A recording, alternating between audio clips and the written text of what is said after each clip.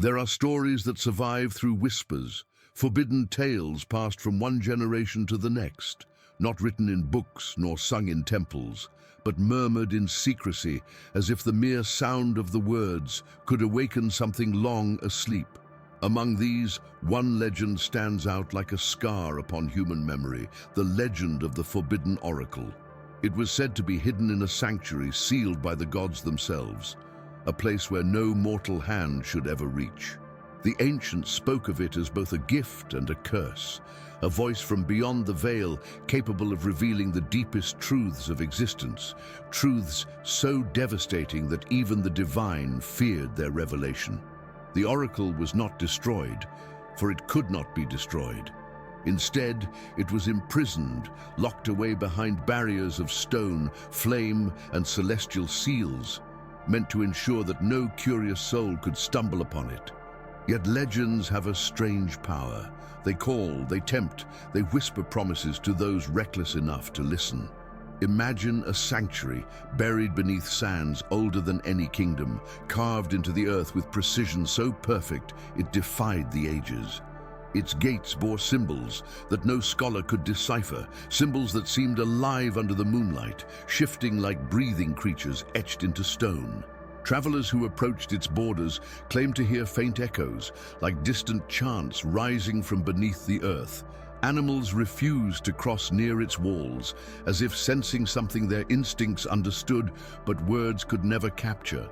For centuries, it remained untouched, guarded not by soldiers nor kings, but by the fear of what lay within. But time erodes more than stone. It erodes caution, it erodes fear, and in the hearts of men, curiosity is the most unrelenting of forces. The more forbidden the tale became, the stronger the desire grew among certain seekers. They were not content with myths, they hungered for proof, and so the whispers began to spread. What if the oracle still existed? What if the gods had sealed not to protect themselves, but to protect us? The possibility was intoxicating. The thought that a single sanctuary might hold answers to the questions humanity had carried for millennia. Who are we? Why were we made? What awaits us after death? Was enough to awaken ambition in scholars, priests, and wanderers alike. Yet the legend carried a warning, repeated in every version. Those who awaken the oracle awaken forces that should never return. It was said that when its voice was last heard, kingdoms fell, seas shifted, and the skies themselves trembled. It spoke not of comfort, but of destiny, and destiny, once revealed, could not be denied. Some claimed that even the gods were powerless against its pronouncements. Others believed the oracle was not divine at all, but something older, something the gods themselves had struggled to control. And so they sealed it, leaving behind a sanctuary that became both tomb and prison, a place where time stood still and silence was heavy with restrained chaos. Tonight, the silence will break. Beneath the shifting dunes, where the desert's breath erases all footprints within hours, lies a scar in the earth few have ever seen, and even fewer dared to approach. The sealed sanctuary was not built like the temples of men, with columns of marble or offerings of gold. Its architecture was alien, chiseled into the bedrock as though by hands that did not belong to this world. From afar, it appeared nothing more than an outcropping of stone, but those who drew close could not mistake its unnatural geometry. Sharp angles defying erosion, carvings that pulsed faintly with a dim blue light when touched by moonlight, and massive slabs of rock fused together as though by fire hotter than any forge. Legends said the sanctuary was wrapped in 7 seals, each crafted by a different deity, representing the dominion they held over the forces of creation. One seal was of flame, said to consume any who tried to enter without permission. Another was of shadow, cloaking the entrance so it could not be found by wandering eyes. Others were less tangible, silence so deep it devoured sound, air so heavy it suffocated breath, illusions that bent reality itself, Together, they formed an impenetrable wall between mortals and the oracle, a barrier not of stone, but of cosmic law.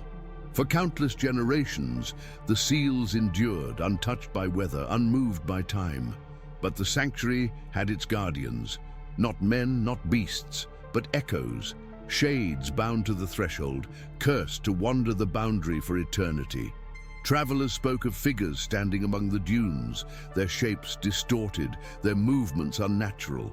Some claimed to have seen eyes glowing like embers in the night, watching from the edge of vision.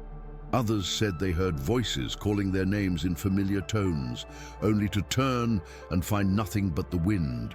Whether these were illusions of the seals or remnants of those who had once tried to breach them remained uncertain. Yet one truth echoed in every account. No one who approached the sanctuary left unchanged.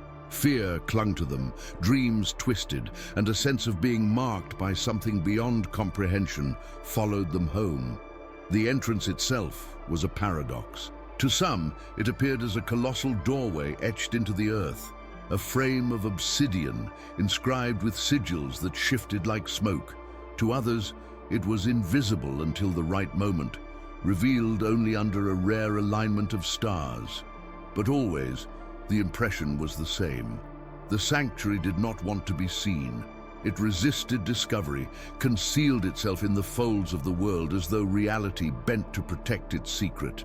Those who stood before it felt their hearts race with both dread and awe, as if standing before a boundary between what was human and what was forbidden. And yet, as the winds of fate turned and whispers spread among seekers, the seals began to stir. Not visibly at first, but subtly, flames flickering in carvings thought long dead, shadows growing deeper than the night itself, vibrations humming through the ground like a heartbeat buried beneath stone. The sanctuary, dormant for millennia, was waking. Something within was listening. Something within was waiting. Long before kingdoms rose and fell, before men carved their empires upon the earth, there was a time when gods and mortals still shared the same horizon. In that era, knowledge was not earned but given, yet some truths were too sharp, too dangerous, too unrelenting to be left in the hands of mankind. The oracle was one such truth. It was said to have been born from the breath of the cosmos itself, a fragment of eternity that took form in voice and vision. Unlike the oracles of temples, who spoke in riddles or half-meanings, this one offered no veil of mystery. Its words were precise, cutting, undeniable. It told of destinies before they unfolded, of disasters before they struck, of empires before they crumbled. And with each prophecy, the line between fate and free will blurred, until mortals no longer acted out of choice, but in fear of what was foretold. The forgotten secret was not simply that the oracle spoke, but that it commanded. When it declared that a king would fall, his people abandoned him. When it spoke of famine, entire harvests were forsaken. Its visions, once uttered, became law, not because the gods enforced them, but because men bent their own lives to the weight of inevitability. The gods, it is said, grew troubled. They had intended the oracle to be a bridge, a conduit of divine wisdom to guide mankind. Instead, it became a weapon, reshaping the course of the world through fear alone. Civilizations rose in obedience to its words, only to collapse when the oracle announced their end, and so the balance was broken. Some myths tell of the final prophecy before the sanctuary was sealed. The oracle, in a voice described as both thunder and whisper, declared that the age of men was but a fleeting shadow, and that beyond them would come a force older than the stars, reclaiming what was theirs. Panic spread across kingdoms, armies fell to chaos, and brother turned upon brother in desperation. The earth itself seemed to respond, volcanoes erupting, seas pulling back from their shores, storms devouring cities. Whether these events were caused by the oracle's revelation, or whether humanity, in its terror, brought ruin upon itself, is a question left unanswered. But in the aftermath, the gods intervened. They descended not as saviors, but as jailers, binding the oracle in chains of eternity, burying it beneath stone and seal so it would never again speak. Yet the secret was never fully lost. Fragments of the oracle's words remained etched into the memory of mankind. Symbols carved in forgotten temples, songs whispered in tongues no longer spoken, and myths that carried an uneasy familiarity. Scholars dismissed them as stories, priests labeled them heresy, but deep within these fragments lay warnings, clues pointing back to the sanctuary. The gods had hidden the truth, but they had not erased it. And as long as memory endured, so too did the possibility of awakening what they had feared most. For centuries, the sanctuary remained untouched, guarded not by walls of men, but by silence, myth, and dread. Yet history has always shown that when mystery lingers too long, seekers inevitably rise. They come not as armies, but as individuals driven by hunger. The hunger for truth, for glory, for power. And so it was that a handful of wanderers, scattered across different lands, began to follow the faint echoes of the forbidden oracle. Scholars found traces of its name in crumbling manuscripts, priests heard whispers during their vigils, and nomads crossing the desert spoke of dreams that drew them toward a place they had never seen. Each was called differently, yet all were pulled toward the same destiny. They were not alike. Among them was a historian who had dedicated his life to piecing together forbidden fragments, convinced that the gods had not destroyed the oracle because they could not. There was a priestess, cast out from her temple for questioning the silence of heaven, who believed the oracle held the answers her gods refused to give. There was a wanderer, a man with no past and no name, haunted by visions of symbols he could not understand, burned into his mind as if branded by invisible fire. And there were others, ambitious nobles, desperate mystics, seekers of power who cared not for truth, but for dominion over those who feared it. They did not travel together at first, but destiny is a thread that weaves even unwilling hands into the same tapestry. The desert tested them before the sanctuary did. Days without water, nights filled with whispers that were not the wind. Some claimed to see shapes moving on the horizon, others dreamt of voices calling them deeper into the sands. At times they doubted themselves, wondering if they pursued nothing more than a mirage. But at every moment of despair, signs appeared. An ancient coin half buried in dust, a forgotten glyph glowing faintly under starlight, a sudden shift of wind revealing a path carved into stone. It was as though the sanctuary itself was luring them closer, choosing who would be worthy, or perhaps who would be cursed to stand before its gates. When they finally crossed paths, suspicion was their first bond. They argued, distrusted, and accused each other of seeking selfish gain. Yet the sanctuary was not a place to be faced alone. Its guardians stirred when solitary travelers approached, forcing them back into the desert broken and lost. Only together did the seekers survive, though none could say if unity was their strength or simply the will of the oracle manipulating their steps. Slowly, reluctantly, they became bound by necessity, each carrying fragments of knowledge that, when combined, formed a clearer picture of what lay ahead. None admitted it, but deep within, each feared the same truth, that they were being guided not by chance nor choice, but by the very force they sought to uncover. And so their journey became more than a search. It became a pilgrimage. Every step carried them further from the world they knew and closer to the shadow of the gods. Every heartbeat echoed the question none dared speak aloud. Were they approaching revelation, or were they marching into a trap set millennia ago? The sanctuary rose before them like a wound carved into the earth, silent yet alive, with an energy that pressed against their chests and stole the air from their lungs. For days they had wandered through shifting dunes, and now at last the gates loomed, vast slabs of obsidian inscribed with shifting glyphs that pulsed faintly like embers struggling to reignite. No bird circled above it, no insect crawled upon its stone. The world seemed to hold its breath. The Seekers stood in awe and terror, knowing that to take even one step closer was to trespass against the gods themselves. Legends had spoken of 7 seals, each one impossible to break. Yet as they gazed upon the entrance, they saw the first had already weakened. Fire burned faintly across the glyphs, not consuming but writhing like a living serpent trapped within the stone. The priestess, trembling yet resolute, traced the air above the symbols and whispered words forbidden by her former temple. At once, the flames surged, then sputtered, as though recognizing her defiance.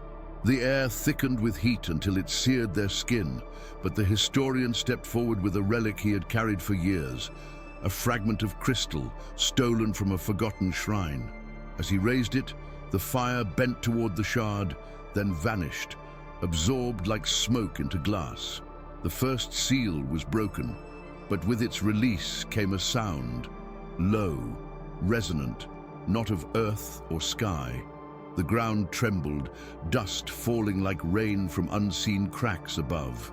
The wanderer, his eyes wide, claimed he heard a voice within the tremor, though none else could decipher the words. They pressed forward, hearts pounding, and faced the second seal, Shadow. It stretched across the entrance like a wall of living darkness, devouring light, swallowing the glow of their torches as if nothing existed beyond. Fear gripped them. One by one they hesitated until the outcast priestess stepped forth, raising her hand toward the void. The shadow recoiled, but not before enveloping her in whispers, fragments of her own past, voices of those who had condemned her. She screamed but did not falter, and as she forced her way through, the darkness dissolved into nothingness. The second seal was gone.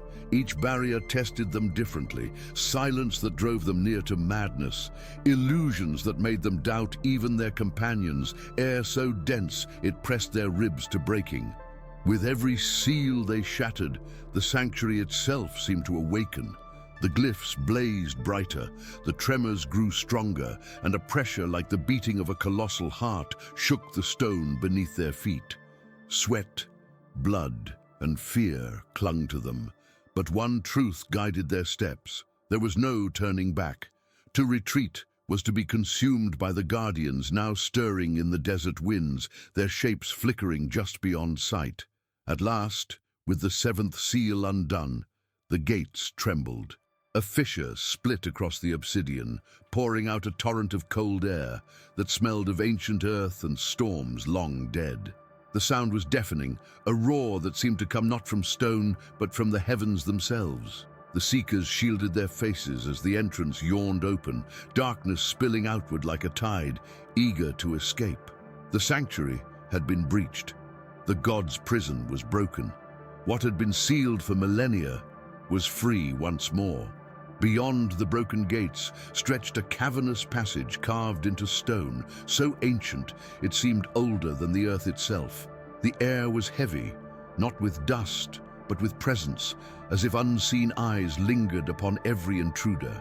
Their torches flickered weakly, their flames bending toward the depths as though drawn by something ahead. Step by step, the Seekers advanced, silence pressing upon them until even their breathing sounded intrusive. The further they walked, the more the air vibrated, not with sound, but with resonance, an invisible hum that seemed to echo inside their bones. They were trespassers in a realm built not for mortals, and with every heartbeat, that truth became more unbearable. At the end of the passage, the chamber revealed itself, a vast hall unlike anything crafted by human hands. Its ceiling arched impossibly high, vanishing into shadows, while its walls were etched with symbols that pulsed faintly, alive with some inner fire. In the center stood the oracle. It was not a statue, nor an altar, nor any object they could define.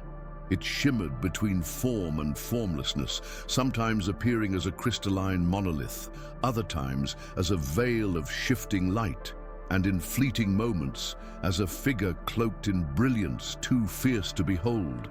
It radiated both beauty and terror, as if creation itself had congealed into a single point of awareness. The priestess fell to her knees at once, tears streaming down her face, whispering prayers that dissolved into incoherence. The historian scribbled frantic notes on a trembling scroll, his eyes darting between the glyphs and the oracle's shifting form, as if afraid that looking too long might erase his sanity. The wanderer, however, stood frozen. His body shook, not from fear, but from recognition. For weeks, he had been haunted by dreams of symbols he could not understand. Now those very marks glowed before him, pulsing in rhythm with his heartbeat. The oracle was not foreign to him. It had been calling him all along, and then it spoke. The sound was not a sound at all, but a vibration that coursed through their flesh and marrow. It bypassed ears and went straight into the mind, words that were not words but truths etched directly into consciousness. Each heard something different. The priestess heard hymns of judgment. The historian heard warnings of histories erased, and the wanderer heard a single command echoing endlessly: awaken. They clutched their heads, overwhelmed as visions burst within them. Seas swallowing cities, skies torn open with fire, stars collapsing into void. It was not prophecy spoken. It was prophecy inflicted, burned into their very souls. The oracle's glow intensified, casting the chamber in a blinding radiance. Shadows fled, leaving nowhere to hide. The seekers collapsed under its weight, feeling not hatred nor compassion, but inevitability. This was no plea, no bargain, it was declaration. The forces sealed for millennia stirred once more, and the oracle, the voice of the forbidden, had chosen to speak again. What it had begun could not be undone. The chamber trembled, as if the oracle's voice had shaken the foundations of the earth itself. Dust cascaded from unseen heights, and the very walls of the sanctuary pulsed like veins, alive with the rhythm of some colossal heart long dormant. The seekers clutched the ground for balance, their bodies trembling under the sheer pressure of what had been unleashed. The oracle no longer whispered. It roared silently, its radiance vibrating through stone, air, and flesh. Something vast was stirring, not within the chamber, but beyond it, as if its awakening had rippled outward into the world. The historian was the first to realize the change. His eyes darted to the glyphs illuminating the walls, once static and faint, now burning with violent light. He gasped, recognizing fragments of forbidden texts he had studied all his life. They spoke not of gods protecting men, but of forces chained beneath creation itself. The oracle had not been a guide, it had been a lock, its silence the key that kept what lay beyond from returning. And now that silence was broken. The priestess screamed as the air thickened, no longer breathable, charged with power that clawed at her lungs. She fell to her knees, visions overwhelming her senses. She saw figures rising from oceans, titans walking across scorched lands, and wings blotting out the sky. Whether these were beings of flesh or entities of energy, she could not tell, but their presence carried the weight of inevitability. They were not returning. They had always been there, slumbering, waiting for the word that would rouse them. And the oracle had spoken it.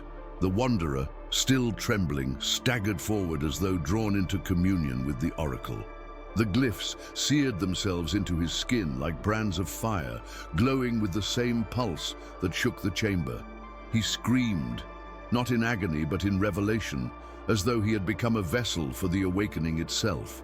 His body convulsed, his eyes flooded with unnatural light, and his voice joined the resonance, repeating the single command the oracle had burned into him: awaken, awaken, awaken.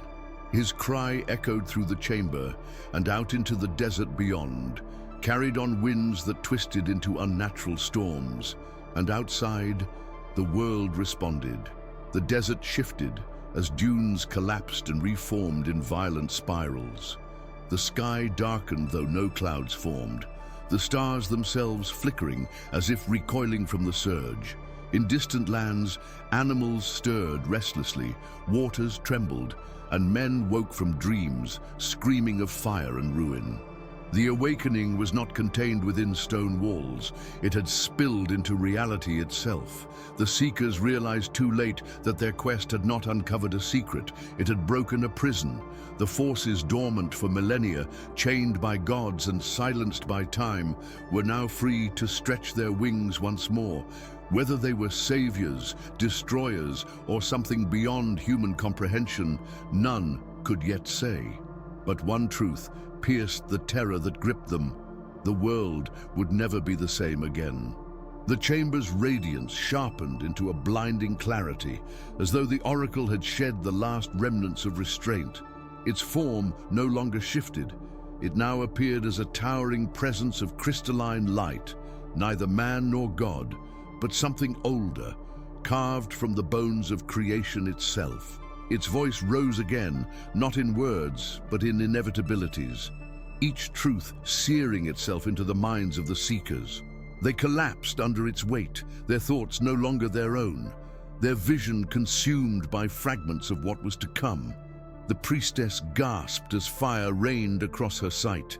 She saw cities crumbling beneath oceans that surged like living beasts, their waves crowned in lightning. She saw temples collapsing as idols of forgotten gods cracked under the strain of something greater awakening. Her faith, once fractured, now burned to ashes under the revelation. The gods had not abandoned humanity. They had hidden from what was coming.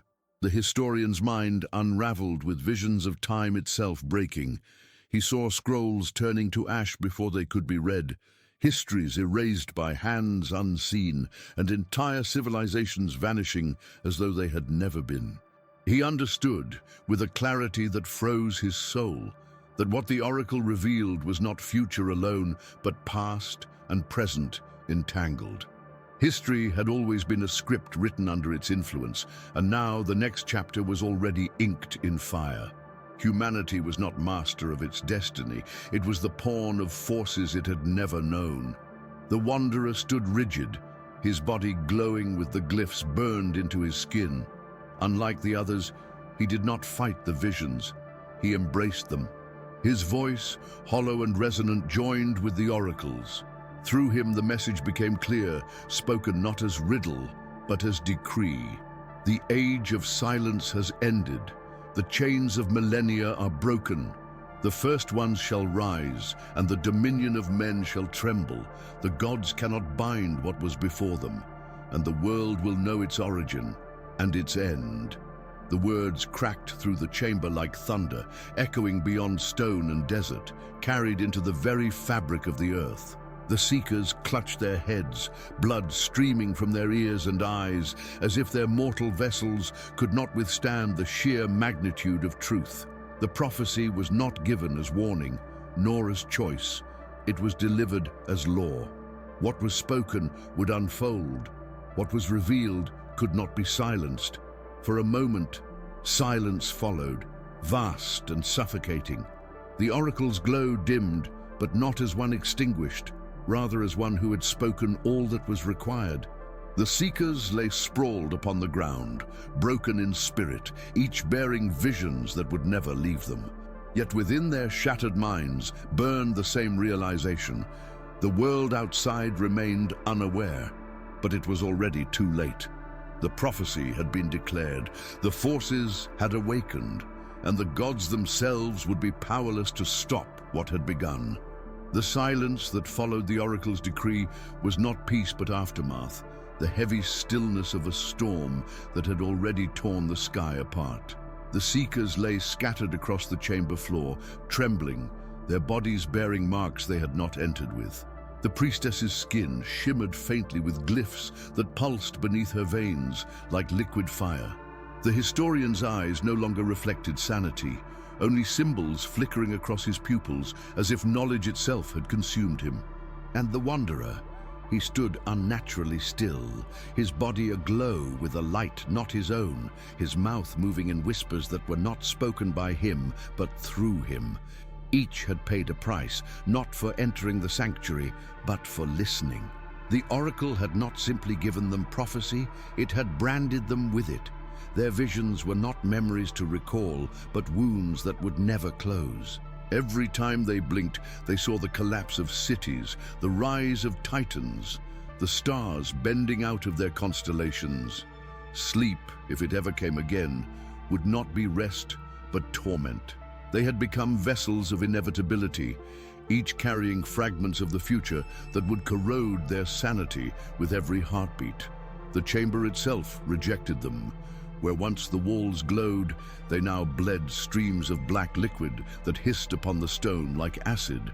The air thickened with the stench of burnt iron and ash. The sanctuary had fulfilled its purpose. It no longer needed to contain the oracle. Now, it became a tomb that threatened to bury those who had unleashed it. Stones shifted and fell, dust clouding the air, as if the gods themselves sought to reseal what had been broken by crushing the intruders alive. Desperation gripped the group. The priestess clutched her chest, whispering prayers to gods she now knew could not hear her. The historian staggered toward the walls, running his hands across the glyphs in futile obsession, muttering that the truth could still be recorded, that knowledge could save them. But the glyphs burned his hands to bone, rejecting his attempt. He fell screaming, his voice echoing through the collapsing hall. The wanderer, however, did not resist. His eyes glowed brighter, his whispers turning into chants that merged with the unseen resonance. He no longer belonged to himself, he belonged to the oracle. Outside, the effects had already begun to spread. The desert shivered with unnatural storms, sand rising like waves that swallowed entire caravans. Villages nearby saw the skies split with unnatural light, and animals fled in frenzied panic. The awakening was not confined to the sanctuary, it bled into the world. The price was not only theirs to bear, humanity itself had been marked by their intrusion. In that moment, the Seekers realized the truth. The gods had not sealed the oracle to protect themselves. They had sealed it to protect mankind from the unbearable burden of its knowledge. And by breaking those seals, the Seekers had not gained wisdom. They had unleashed doom. The sanctuary was no longer a prison. It had become a wound torn open in the flesh of the world, bleeding visions and forces that could not be contained. The Seekers stumbled into the desert night, broken, half-blind, their minds fractured by the weight of the prophecy. Behind them, the gates collapsed in a thunderous roar, burying the chamber in stone and dust, but it no longer mattered. The oracle had spoken. Its silence could never return. Each of them carried the legacy in different ways. The priestess wandered into the dunes, whispering prayers to gods she now understood were powerless, her body glowing faintly with glyphs that marked her as chosen or cursed. The historian, mad with revelation, vanished into the archives of a distant city, scribbling fragments of prophecy onto endless scrolls no one would dare to read. And the wanderer, his body lit with the oracle's fire, disappeared into the horizon, a vessel no longer human, carrying with him the command that had shattered the chains of millennia. Awaken. But the legacy was not theirs alone. Across the earth, the effects rippled like waves from a stone cast into still water. Seas groaned with unnatural tides, mountains shivered as though alive, and stars shifted from their ancient paths. Dreamers woke screaming with visions they could not explain.